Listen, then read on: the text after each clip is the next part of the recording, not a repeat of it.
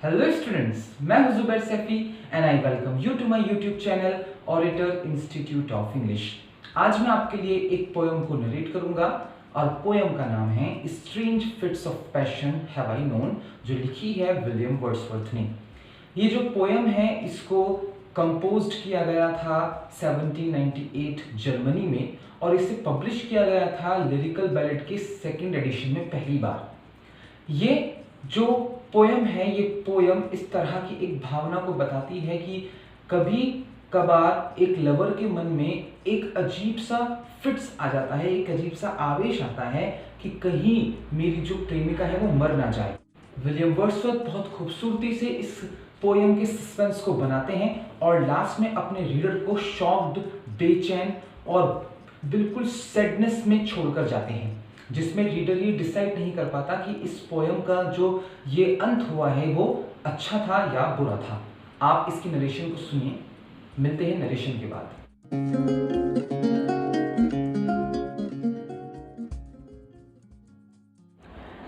Strange fits of passion have I known, William Wordsworth की इस कविता का जो टाइटल है पहले आप उसे समझिए। स्ट्रेंज यानी कि अजीब, विचित्र, फिट्स यानी कि आवेश, ऑफ पैशन यानी जुनून के, प्यार के, हैव आई नोन जो मैं जानता हूँ। यहाँ पर जब एक प्रेमी कभी किसी रिलेशनशिप में होता है, प्यार में होता है, तो उस प्यार में अलग अलग तरह के आवेश एक प्रेमी को आते हैं। इसी तरह का एक अजीब आवेश, एक स्ट्रेंज फिट्स आपके पोएट को आया है और वो है उनकी जो गर्लफ्रेंड है लूसी, उनकी जो बिलव्ड है लूसी, उनकी मौत का आवेश कि क्या होगा अगर उनकी गर्लफ्रेंड मर जाए तो, क्या होगा अगर उनकी बिलव्ड मरी हुई पाई गई तो। ये जो कविता है ये बहुत ही सिंपल लैंग्वेज में लिखी गई है और बैलेड फॉर्म में लिखी गई है। विलियम वर्ड्सवर्थ ने अपने आप से वादा किया था कि वो हमेशा ईजी लैंग्वेज में लिखेंगे ताकि एक कॉमन आदमी मेरी कविताओं को समझ सके। इस कविता में 7 स्टांजाज हैं और हर स्टांजा में 4 लाइनें हैं। इसकी जो राइम स्कीम है वो है ए बी ए बी। इसकी पहली और तीसरी लाइन में आपको जो मिलेगा वो मिलेगा आई एम बिग टेट्रामीटर, और दूसरी और चौथी लाइन में आपको मिलेगा आई एम बिग ट्राईमीटर। यानी कि पहली और तीसरी लाइन में आपको 8 सिलेबल मिलेंगे और दूसरी और चौथी लाइन में आपको इसमें 6 सिलेबल देखने को मिलेंगे। अब हम कविता स्टार्ट करते हैं, लाइन टू लाइन पोयम को स्टार्ट करते हैं और उसके बाद आपको कुछ और बातें बताई जाएंगी जो इससे रिलेटेड होंगी। Stanza 1। Strange fits of passion have I known and I will dare to tell but in the lovers ear alone what once to me befell. William Wordsworth कहते हैं कि मैं बहुत से अजीब विचित्र आवेशों को जानता हूँ जो मुझे प्यार में मिले हैं। And I will dare to tell, और मैं हिम्मत रखता हूँ उन्हें कहने की, लेकिन but in the lovers ear alone, केवल प्रेमियों के कान में। What once to me befell, मैं वो बताऊँगा जो एक बार मेरे पास आ पड़ा था। बिफेल का मतलब होता है आ पड़ना, हो जाना। एक ऐसा स्ट्रेंज आवेश मैं आपको बताऊँगा, एक ऐसा स्ट्रेंज फिट्स में बताऊँगा जो मेरे साथ हुआ था, लेकिन बताऊँगा किसको? सिर्फ लवर्स के कानों में, चुपचाप। Stanza 2। When she I loved looked every day, fresh as a rose in June, I to her cottage bent my way beneath an evening moon. क्या?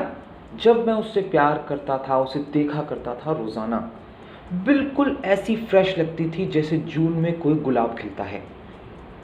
हम जानते हैं वेस्ट में मई और जून में स्प्रिंग सीज़न चल रहा होता है, तो जैसे जून में खूबसूरत गुलाब खिलता है, बिल्कुल इस तरह से मुझे वो लगा करती थी।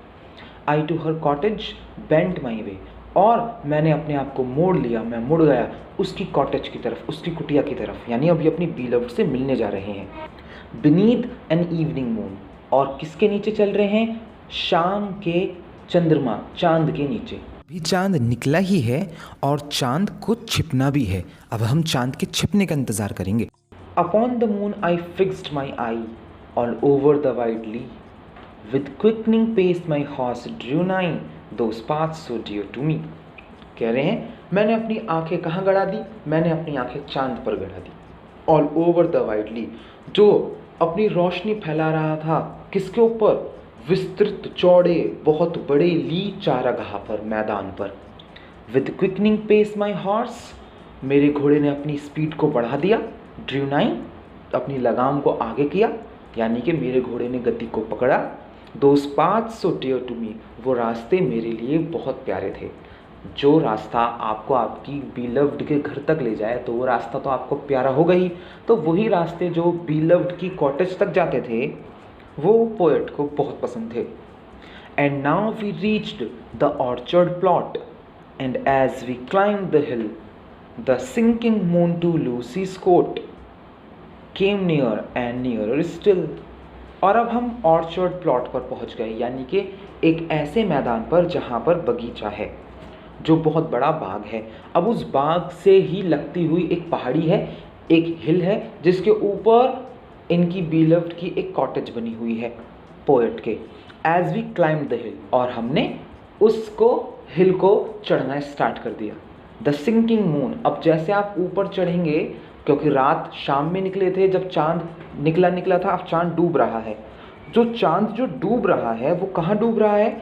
चांद sinking moon to Lucy's cot. Cot यहाँ पर कॉटेज के लिए है, सिर्फ सिलेबल्स को पूरा करने के लिए, पूरा वर्ड नहीं लिखा पोएट ने, कॉटेज कॉट पर छोड़ दिया। जो चांद है वो उसकी लूसी की जो कॉटेज है इनकी बीलव्ड की, वो दिख रही है इन्हें। उस कॉटेज के पीछे चांद छिप रहा है, उसके पीछे जाने की कोशिश कर रहा है। केम नियर, और जैसे जैसे वो ऊपर चढ़ रहे हैं पहाड़ी पर, चांद उनके नज़दीक, एंड नियर, और नज़दीक नज़र आ रहा है उनके।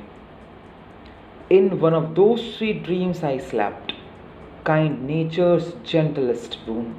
यहाँ पर बता रहे हैं पोएट कि वो उन हसीन सपनों में से एक था जो कभी मैंने सोते हुए देखे थे। काइंड नेचर्स जेंटलेस्ट बून, सपने जो होते हैं वो प्रकृति के सबसे जेंटलेस्ट, सबसे बेहतरीन वरदानों में से एक है। And all the while my eyes I kept on that descending moon, फिर मेरी आँख गई, मेरी आँख टिकी रही कहाँ पर? ढलते हुए चांद पर। माई हॉर्स मूव्ड ऑन, मेरा घोड़ा चलता रहा, हूफ आफ्टर हूफ, खुर के बाद खुर, यानी एक कदम के बाद दूसरा कदम। ही रेज्ड एंड नेवर स्टॉप्ड, वो उठ खड़ा हुआ यानी आगे बढ़ा, ठीक है, और रुका नहीं, यानी वो हिल पर चढ़ता रहा। When down behind the cottage roof, at once the bright moon dropped, और जैसे ही हम कॉटेज की छत के बिल्कुल नज़दीक आए और हमने देखा अचानक से कि कॉटेज की छत से चांद मिला हुआ था और वो चांद अचानक से डूब गया, यानी अब आपके पोएट को चांद दिखना बंद हो गया। अब जब पूरे रास्ते वो चांद पर नज़र टिकाए हुए थे, वो सिर्फ चांद को देख रहे थे, लेकिन अचानक से चांद क्या हो चुका है? चांद गायब हो गया, चांद ढल गया। वो कहाँ छुप गया? लूसी की कॉटेज के पीछे। आखिरी लाइन ये इंपॉर्टेंट है। What fond and wayward thoughts will slide into a lover's head? Oh mercy to myself I cried, if Lucy should be dead. चांद को कॉटेज से डूबता हुआ देखकर आपके पोएट के मन में ख्याल आया, जैसे चांद अचानक से गायब हो गया, क्या पता उनकी बीलव्ड भी अचानक से गायब हो जाए। What fond and wayward thoughts will slide, किस तरह का निरंकुश, वेवर्ड कहते हैं निरंकुश, किस तरह का निरंकुश ख्याल ये मेरे मन में आया, लवर्स के हेड में आया। ओ मर्सी, मैंने दया मांगी, to myself I cried, अपने आप के लिए मैं रोया, if Lucy should be dead. अब ये जो कविता है, इस कविता में आपके पोएट ने एक टेक्निक का इस्तेमाल किया है, और वो टेक्निक है अपने रीडर में सिंपैथेटिक पोजीशन और सस्पेंस को बनाने का। जब एक कॉमन रीडर इस कविता को पढ़ता है, उसे नहीं यकीन है कि इस कविता का अंत इस तरह से हो सकता है कि उसे लास्ट में आकर पता चलेगा कि अरे ये क्या, ये कहाँ पर ले जाकर कविता को छोड़ा। हम क्या सोच रहे थे कि हैप्पी एंडिंग होगी, ये कॉटेज पहुँचेंगे, प्यार होगा, मिलेंगे प्रेमी प्रेमिका, लेकिन नहीं, अचानक से पोएम को कहाँ लाकर छोड़ा गया। क्या हो अगर मेरी प्रेमिका की डेथ हो गई हो तो। यही इस कविता की खासियत है। एक बार इस कविता के बारे में बातें करते हुए विलियम वर्ड्सवर्थ ने कहा था, this happen to me and isn't it strange that it did, कि ऐसा मेरे साथ हुआ था, लेकिन ये विचित्र बात नहीं है कि ऐसा हुआ था मेरे साथ। जी हाँ, एक बार विलियम वर्ड्सवर्थ को वाकई में एक दिल में ख्याल आया था, क्या हो अगर मेरी बीलव्ड मर जाए। और विलियम वर्ड्सवर्थ का मानना ये था कि ये बिल्कुल अजीब बात नहीं है, ऐसा सबके साथ होता है। हम भी जिससे प्यार करते हैं, कभी ना कभी हमारे मन में आता है कि यार अगर ये चला गया मेरी ज़िंदगी से तो मेरा क्या होगा। ये बिल्कुल वही इस तरह की फीलिंग है जो किसी भी आदमी के अंदर आ सकती है, लेकिन पोयम में इस तरह से पोयम लिखना और इस तरह से अपने रीडर को इस स्थिति में छोड़ देना, सस्पेंस की स्थिति में छोड़ देना, ये विलियम वर्ड्सवर्थ की लिखने की खूबी थी। अब एक बार दोबारा से एक बार समरी ले लेते हैं पूरी पोयम की। तो यहाँ पर हुआ ये था कि आपके जो पोएट थे वो अपने आप को विक्टिम बता रहे थे स्ट्रेंज फिट्स ऑफ पैशन के, यानी प्यार के अजीब से आवेशों के। वो कह रहे थे कि एक बार इसी तरह का एक आवेश उनके साथ आया था, लेकिन वो इसे सिर्फ किसी प्रेमी के कान में ही बताना चाहेंगे। एक लड़की है लूसी जिसे वो प्यार किया करते थे, वो इतनी फ्रेश थी जितना कि कोई गुलाब होता है जून में, और वो ट्रैवल कर रहे थे उसकी कॉटेज तक उससे मिलने के लिए, और आसमान में चांद था, चांद के नीचे वो ट्रैवल कर रहे थे। उन्होंने अपना घोड़ा लिया और वो लूसी के कॉटेज की तरफ के रास्ते पर चल पड़े, जो रास्ते उनको बहुत प्यारे थे। जैसे ही वो ऑर्चर्ड बगीचे पर पहुँचे और चांद ने डूबना स्टार्ट कर दिया, और जैसे ही वो लूसी के घर तक पहुँचे तो उन्होंने देखा कि चांद ने लूसी के घर को टच कर लिया है। जब चांद क्षितिज पर कभी डूबता है तो ऐसा लगता है कि किसी बिल्डिंग पर टच कर रहा है चांद, किसी बिल्डिंग के पीछे छिप रहा है। तो इसी तरह से उन्हें वो लूसी की कॉटेज के पीछे छिपता हुआ नजर आया। जैसे ही चांद छिपता हुआ नजर आया, अचानक से उनके दिमाग में एक बात आई, एक पैशन आया, एक थॉट आया, और वो अपने आप में ही चिल्लाए, oh mercy if Lucy should be dead, क्या हो अगर लूसी मर गई हो। सो आई होप आपको एक्सप्लेनेशन समझ में आ गई होगी। मिलते हैं नेक्स्ट वीडियो में, तब तक के लिए बाय बाय। 4 काम जरूर करिएगा, लाइक कमेंट शेयर और सब्सक्राइब। आप चैनल को सब्सक्राइब जरूर कर लें और आप मुझे इंस्टा पर जरूर फॉलो करें। Bye bye, take care.